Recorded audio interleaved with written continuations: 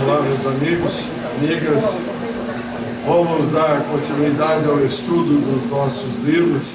Hoje, A Vida no Outro Mundo, Caibal Schutel escreveu enquanto estava encarnado, por volta de 1933, 34. Hoje nós vamos ao capítulo Os Planos Subsequentes ao Mundo Espiritual. Ué, mas a vida tem vida depois da vida espiritual? Não tenha dúvida.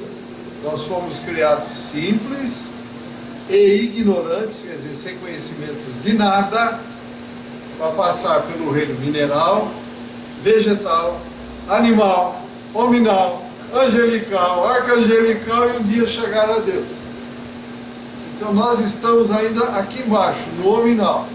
Imagine quanta vida existe além da nossa vida. É o que nós vamos ver alguma coisa. A tal ponto que nós enxergamos, como diz André Luiz, 1/8 da realidade na qual estamos inseridos. Então vamos ao capítulo, os planos subsequentes ao mundo espiritual. Então diz o Caibal Schutel que após ter relatado aqui a complexidade do mundo espiritual no capítulo anterior, ele vem agora falar sobre algo mais além. É claro, dizendo que a esse respeito não podemos apresentar grandes conhecimentos. Aliás, parece suficiente saber o ponto da jornada a que temos que chegar. E ele diz o seguinte: daí para diante, outras luzes nos iluminarão a estrada, e novos conhecimentos melhores nos esclarecerão para demandarmos a meta que o Pai nos assinalou. O nosso caminho, a escada de Jacó é enorme. Nós galgamos alguns degraus de uma escada infinita. Então vejam o que nos aguarda. Temos muito, mas muito que aprender, muito que nos dedicar para um dia poder voltar ao Pai. Então essas cerca de 10.000 reencarnações que cada um teve, não é nada perto do que nos aguarda. E continua então Caibal Schutel. Em todo caso, podemos aventurar mais um passo no caminho do futuro, que nos espera a tecer algumas considerações para a vida onde chegaremos um dia. Todos nós sabemos que a nossa atmosfera, desde aquela que circunda o globo, até aquela que fica na fronteira com os outros planetas, não é igual. Tanto não é igual que aqui, só para dar um exemplo, neste nível que nós estamos, respiramos normalmente. Se formos a 4.000 metros de altitude, respiraremos normalmente? Não. Sentiremos a rarefação do ar. Faltará o oxigênio. Imagine mais além, o que nos aguarda. E continua então Caibal dizendo o seguinte: pela mesma forma, vemos que o nosso mundo é constituído de camadas sobrepostas. Isso a geologia ensina. As escavações mostram camadas que se sucedem de distância a distância, mostrando a evolução do planeta. Na atmosfera acontece a mesma coisa.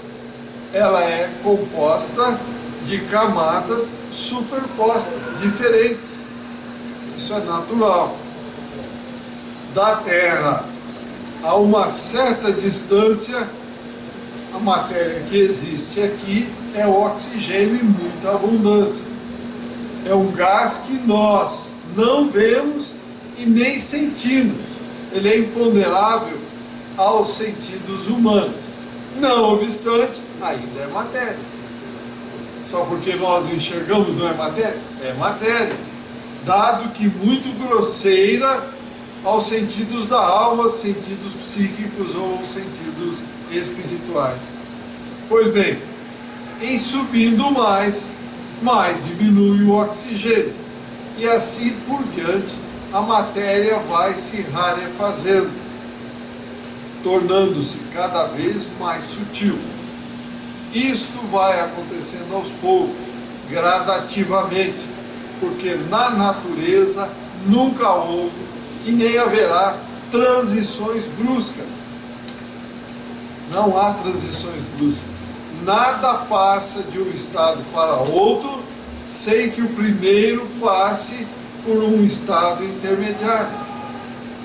Pergunta 540 do Livro dos Espíritos é clara. Do átomo ao arcanjo, inclusive o arcanjo que já foi átomo, tudo se equilibra na natureza. Vem confirmar o que está dizendo o Carvalho Schutel aqui. Então não há transição. Vamos procurar um atalho? Não tem. A escada de Jacó é degrau a degrau. Não vamos dar um pulo, 3 degraus, 4, não. É um a um. Nós não iremos para o nível superior enquanto não estivermos prontos para ir a este nível. E continua o Carvalho dizendo o seguinte: esses círculos que envolvem a Terra, eles se diferenciam pela fluidez da matéria que os compõe, são as esferas espirituais, cada qual mais adiantada em sentido ascendente do mundo dos espíritos. Veja, nós temos a umbral. O umbral que nós, ao desencarnarmos, estamos nesse mesmo nível. É um umbral bem carregado. Abaixo do nosso piso, do chão da terra, nós temos um umbral pesadíssimo. E à medida que vamos subindo, até 950 quilômetros, nós vamos dar nas câmaras de retificação do nosso lar. Lá nós estaremos no umbral fino. Então veja, vai mudando, a gradação do umbral vai mudando. Então em cada nível os pensamentos vão mudando, são pensamentos densos, grosseiros, e vai afinando, vai se tornando sutis. E continua o Carvalho dizendo o seguinte: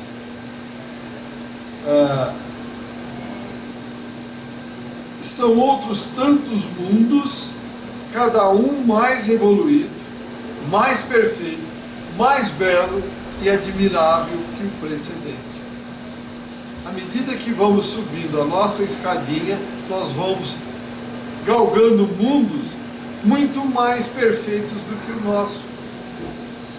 Vamos conseguindo conviver com pessoas onde o mal vai desaparecendo, onde o bem vai sobrepujando, até chegar um momento em que o mal literalmente desaparece. Por que desaparece? Porque o mal é uma peste criada por nós mesmos. Deus não criou o mal. Nós, com as nossas injunções, com os nossos excessivos apegos às coisas que nós temos, fomos criando o mal. Isso é meu, é meu, é meu, é meu, é meu, é meu. Tudo que é dos outros é meu, mas o que é meu é meu. Assim nós estamos há milhares de reencarnações. Ao invés de nós, seres humanos, nos fixarmos naquilo que temos na mão, eu estou aqui olhando, mas olhando o que o outro tem. Por isso é muito importante nós conhecermos a doutrina, porque a doutrina mostra que ninguém é daqui, estamos aqui, e aqui viemos para corrigir bobagem, para passar por experiências necessárias para facilitar a nossa subida nessa escadinha de Jacó, nesses degraus evolutivos. Então nós temos que pensar muito o que nós estamos fazendo aqui. Ninguém é eterno na matéria, somos eternos em espírito. Matéria é rapidíssima. E continua o Carvalho dizendo o seguinte: Os espíritos que nunca deixaram as regiões inferiores só podem fazer uma pálida ideia desses planos superiores. E ainda assim, se algum espírito superior revelar, porque se não revelar, não vai nem ter ideia de como pensar em algo mais evoluído. Hoje, em sã consciência, nós conseguimos pensar no mundo mais evoluído, todo mundo se entendendo perfeitamente, todo mundo dividindo o pão como ensinou o Cristo, não tendo mal, todo mundo preocupado com a coletividade e não com a individualidade, fazendo o bem sem olhar a quem, amando a Deus e ao próximo como a si mesmo. Nós conseguimos imaginar viver num mundo desse? Olha a dificuldade, mas existe. Esses mundos existem. Olha o espaço que nós temos ainda que galgar para um dia chegar até lá. Mas temos condição e chegaremos. Algum comentário, alguma pergunta até aqui? Pois não. No Obreiros da Vida Eterna, eles às vezes, tinha uma parte que eles relatavam que os poucos relatavam que os poucos da Terra que conseguiram ver alguma coisa dos mundos superiores voltaram correndo, super apavorados, e os que chegaram aqui deram uma descrição do que acontecia lá completamente diferente da realidade, vista com os olhos daqui. Que não tem olhos para ver essa grandiosidade. Por isso, uma coisa, como foi dito aqui, tudo é gradual, não tem saltos. Imagine alguém daqui vir para cá, não tem condição, você acabou de dar um exemplo, não vai entender nada, vai querer viver lá como se vive aqui, não está pronto. Que tem a ver com a parábola da candeia que o senhor falou, né? Também, é isso aí, é verdade. Maida, Pois não. Naquele livro da Maria João de Deus, a mãe do Chico, ela relata que estava em Vênus, né? ela estava em... Vênus, né? Não, é Júpiter. Júpiter. Não é Júpiter? É Júpiter, não é Isabel? É Júpiter. Aquele artista. Mozart. É Júpiter. É Júpiter. Ela. Então, É ele Júpiter. estava em Júpiter. Parece que é Vênus, né? É um país. Não. O planeta é um planeta azul. Então é Júpiter. Júpiter é o planeta azul. Azul. Então ela relata lá, mais ou menos. Aliás, azul é a Terra, planeta Terra. É Júpiter. Pelo que eu me lembro, é Júpiter. Ela relata lá, e aí você estava dizendo mais ou menos. A evolução deles, aí eles não precisam mais pensar no que você tem. Não. Querer galgar aquilo que você tem o melhor.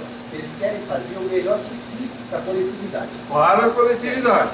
Agora, uma coisa, então, não sei se a doutora Valena falou aí, que ela estava voltando do planeta Terra. Aqui para ela seria um umbral, novamente, seria um umbral. Equivalente ao umbral. Imagina, do jeito que ela descreve aquele ali, você tem uma vontade de morar lá. Então, você entendeu bem? Eu acho que é difícil, você tem vontade. Mas por que uma pessoa tão evoluída vai voltar para a Terra? Ou é resgate alguém, não é? Ou missão. Cristo não veio aqui? Cristo veio em missão. Ele precisava vir? Não. Ele veio em missão. Para nos mostrar o caminho. Para desenvolver esse amor a Deus e amor ao próximo. Aí nós, como grandes entendedores do universo, o que fizemos com ele? Matamos. Que é o que nós sabemos fazer até hoje. Ao invés de procurar ver essa grandiosidade, olhou a pequenez e continuamos assim até hoje. Infelizmente. Os exemplos são aí, o pessoal um matando o outro, guerra, os fabricantes de arma incentivando guerra. Para quê? Para quê? A pequenez, dinheiro, achando que com a matéria somos poderosos. Que poderoso! Que poderoso! Que poderoso durou mais do que 100 anos? Nenhum. O que é 100 anos aqui? Um relâmpago no mundo espiritual. Isabel, queria falar? Alcione veio de Sírio. Aí, ó. Alcione não precisava, mas estava em Sírios. ao livro Alcione, ela veio em missão para resgatar entes queridos. Muito mais, vamos ver o que mais. Muito longe. Muito longe. Pois não, velho. Essas pessoas que estão já em outros mundos, né? E vêm para a Terra, jamais virão em resgate. Só Não. vem em missão. Só isso. Só em missão. Não, se ajudar no resgate de uma pessoa que... Resgatar perfeito. alguma pessoa querida. Sim. É o que é feito. Mas ela vem sempre em missão para elevar esses entes queridos que ficaram para trás. Agora imagine, né? Jesus, na sua elevação, demorou um tempo enorme para ele poder condensar as suas energias para entrar num corpo grosseiro como esse. Veio, e o que fizemos com ele? Eu começo a ler, eu fico envergonhado que nós estivemos lá e o crucificamos. Gente, É um filme, já era estrela, por 8 anos, preparo para ela vir até aqui. Para o Cristo foi. 4.000 anos. O Cristo foi 4.000 anos. Imagine o nível dessas energias. Alguma pergunta a mais?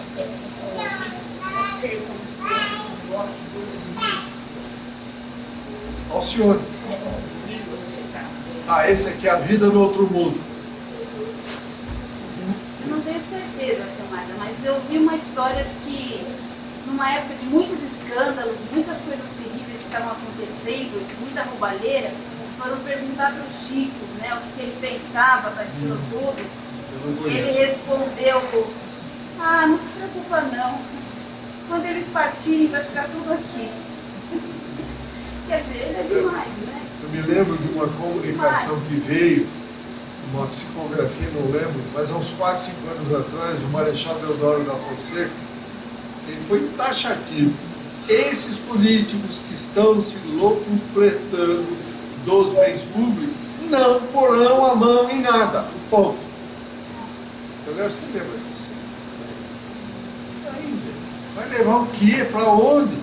Aquilo que eu brinco sempre, alguém foi no enterro, o carro forte atrás, o caixão cheio de gavetinha, para levar o quê? Bichinho para ajudar a acelerar, a decompor o corpo? Vamos em frente.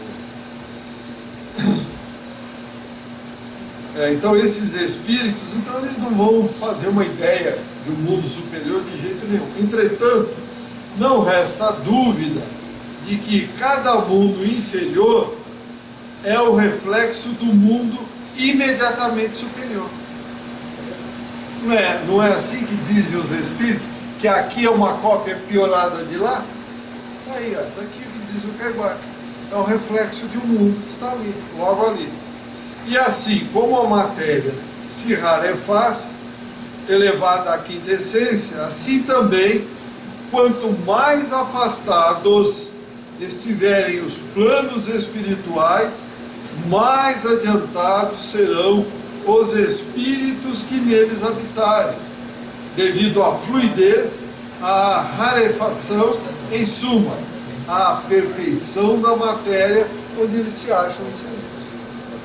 Então, quanto mais elevado, menos densidade, menos gravidade. Então, o perispírito tem uma densidade baixíssima, cada vez menos. E isso vai na escada de Jacó. Um dia, acaba o perispírito. Acaba porque acaba? Não, não precisa mais. Mas o espírito, aonde ele quiser, ele busca aqueles elementos de onde ele estiver e recompõe o seu perispírito na hora. Olha, só um esclarecimento. Acabou o perispírito. Ele virou uma estrela, ele está... Não, virou um espírito puro. Então, Mas ele pode a qualquer momento, aonde ele estiver, de acordo com a densidade onde ele estiver, ele absorve os elementos dali e monta o seu perispírito instantaneamente. Então, mas eu digo o seguinte, ele está num mundo muito mais evoluído, por exemplo, do que o nosso mar, ele está muito... Lá para cima. Tá. Então, ele vai pegar a rarefação, vai pegar ainda os resquícios de matéria que tem ali e recompõe o seu perispírito. Agora, lá no mundo espiritual, vamos dizer, junto a Deus, para quê? Não há necessidade de se apresentar. Isso é feito em espíritos, de espírito para espírito. Não há necessidade de nós vermos uma forma, olhar. Se comunica tudo de espírito para espírito. Não é? Porque aqui nós temos o olho que enxerga aqui. Lembremos-nos que no mundo espiritual nós enxergamos 360 graus. Não é aqui focado. Imagine no espírito elevadíssimo. A percepção, o nível de percepção é fantástico. Não é verdade? Não tem distância. Temos muita distância. Muita distância. Então, continuando aqui. É lógico, pois, e concludente, que sempre vamos subindo para um estado melhor, aproximando-nos gradativamente da mais real felicidade.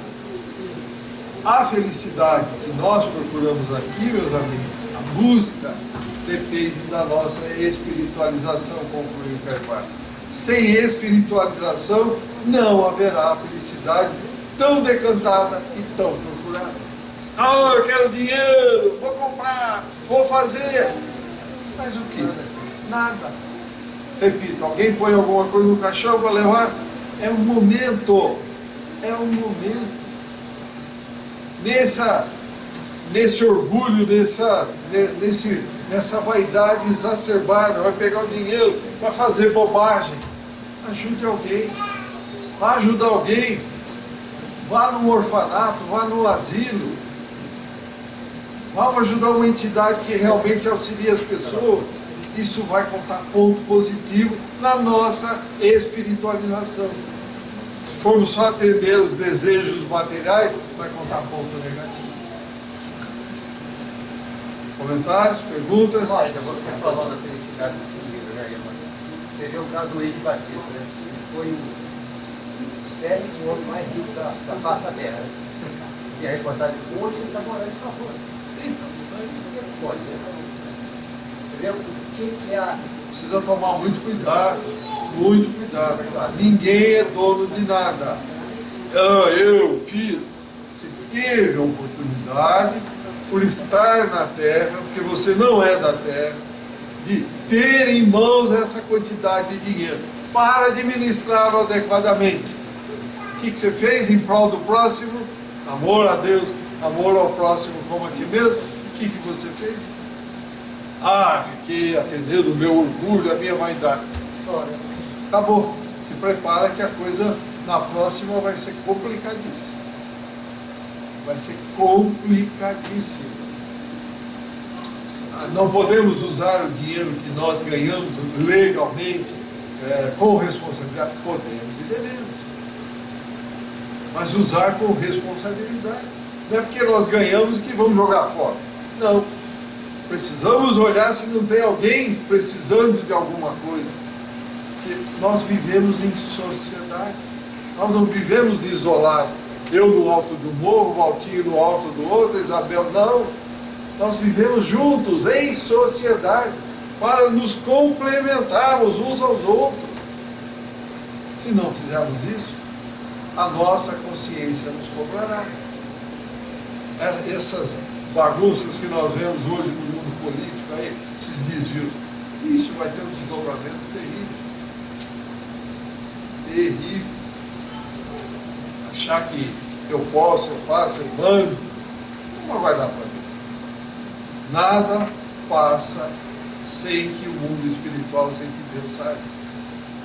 Ofender, alterar, bater de frente com as leis de Deus é ferir a lei de ação e reação. Plantou o quadro. Vamos aguardar para mim. Continuando. E para melhor incentivar os espíritos no trabalho contínuo de evolução, ocorre uma lei natural, segundo a qual aqueles que moram nos degraus superiores podem baixar aos degraus inferiores. Mas aqueles que moram nos planos inferiores não podem subir aos superiores. Assim como aquele que mora no terceiro andar de um edifício, além de gozar ar mais puro e vista mais agradável, pode vir para baixo, mas facilmente descendo as escadas. Mas aquele que mora nos pavimentos inferiores não pode subir, senão mediante algum esforço. Um exemplo simples, mas que dá para a gente entender bem. Espiritualmente, tal subida não é possível, salvo em condições especialíssimas. Então veja, a natureza não dá salto, não tem como fazer. Não, eu vou bajular o Valtinho, porque quando ele morrer, ele me leva e eu vou junto lá. Se eu não tiver mérito, não adianta ser amigo do Valtinho, da doutora Marlene, sei lá de quem for, do Chico Xavier. Se eu não tiver mérito, eu não sou. Então não tem jeitinho no mundo espiritual. Então está fácil, está nas nossas mãos. Eu ajudei. A Judinha tem. A Judinha tem. Veja, o André Luiz foi pro nosso lar por quê? Não por mérito, porque a mãe tinha mérito. A mãe tinha mão nos horas suficiente e foi usado para isso. Mas no momento que ele se rendeu. Ah, sim. Enquanto ele não caiu de joelhos e não pediu a Deus ajuda, não teve o que fazer. Estava vagando no umbral. 8 anos? 8? 8 anos. E a ajuda estava do lado dele. Estava lá, o Clarence estava do lado dele. Ele não enxergava. Mas ele enxergava. Só enxergou quando ele caiu de joelho e pediu ajuda a Deus. Não adianta, não. Aí. Continuando. O estabelecimento das residências no mundo espiritual não se realiza como acontece aqui na Terra, com a reunião dos afortunados de um lado e os desafortunados do outro. Aqueles, os afortunados aqui, têm recursos e moram em grandes e boas casas. Os que não os têm, aqui na Terra, moram nos arrabaldes, nos sítios e casernas. E os desafortunados do mundo parece que só existem para servirem os que têm fortuna. No plano espiritual, não é a mesma coisa. Lá, as moedas correntes são virtude e conhecimento, em 2 palavras, caridade e sabedoria. São esses os tesouros que os ladrões não roubam, os vermes não estragam, as traças não roem, a ferrugem não extingue. Caridade, sabedoria, virtude e conhecimento, que é a mesma coisa. Esses são os, eis porque é indispensável aquele que não quiser sofrer, mas gozar, acumular esta fortuna incorruptível. Então, quer dizer, que fortuna nós vamos levar? Essa aqui, caridade e sabedoria. Ninguém vai perguntar para nós, quando chegarmos lá, quem que você era, que você tinha, quais os títulos que você tinha. Não, ninguém vai perguntar. Naturalmente, se nós tivermos sabedoria, nós vamos saber que estamos do lado de lá. Se fizermos caridade, naturalmente seremos recepcionados pelos entes queridos, pelos espíritos. Agora, se eu ficar aqui só pensando na matéria, eu vou morrer, vou do lado de lá, vou ficar perdido. Primeiro, cadê minhas coisas? Não consigo mais chegar nas minhas coisas. Cadê minha família? E meus bens? E aí, então, quando chegar na divisão dos bens, aí fica maluco, fica louco. Comentários, perguntas ainda? Então vamos em frente. E aqui ele diz o seguinte: façamos um esforço intelectual, ergamo-nos num salto mais arrojado, atravessemos essas camadas superpostas e vamos nos elevar até a órbita da Terra. A órbita é o caminho que o nosso mundo percorre, é a área em que ele, como que, tem direito de agir, de andar, de caminhar. Os demais mundos espirituais que o circundam têm também suas órbitas ainda mais fluídicas, na medida da rarefação de cada um, e fazem também o seu percurso anual. Veja, a Terra percorre a órbita velozmente, caminha 107 km por hora, gastando no seu itinerário 365 dias, 6 horas, 9 minutos e 9 segundos e meio. Além desse percurso, que é o da translação, o nosso mundo tem um movimento de rotação em torno do seu eixo magnético, que ele gasta 23 horas, 56 minutos e 4,095 segundos. Pois bem, outros planetas do nosso sistema solar têm os mesmos movimentos. Uns fazem o percurso em menos tempo, outros em mais tempo, sempre em relação à distância em que se acham do Sol. Todos têm suas atmosferas superpostas, formando diversos mundos, e cada um deles caminha na sua órbita, na sua estrada no ar, aí vamos assim chamar, no seu caminho de luz. Então, para nós encerrarmos hoje, diz ainda Carvalho, acresce ainda que todos esses planetas e as suas camadas atmosféricas são habitados por seres mais ou menos inteligentes do que nós. Podemos, entretanto, afirmar que entre os mundos do nosso sistema solar, Mercúrio e Vênus são inferiores à Terra. Marte, Júpiter, Saturno, Urano, Netuno e Plutão, que ainda não tinha sido descoberto, e são superiores. Está aí, meus amigos.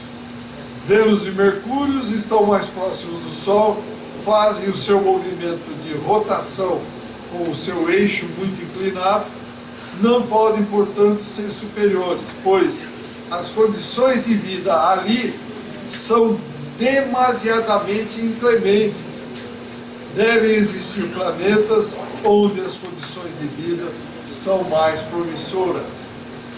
Então veja, por que não haveria mais habitantes só na Terra? Como foi há 1.300 anos, a Terra é o centro do universo.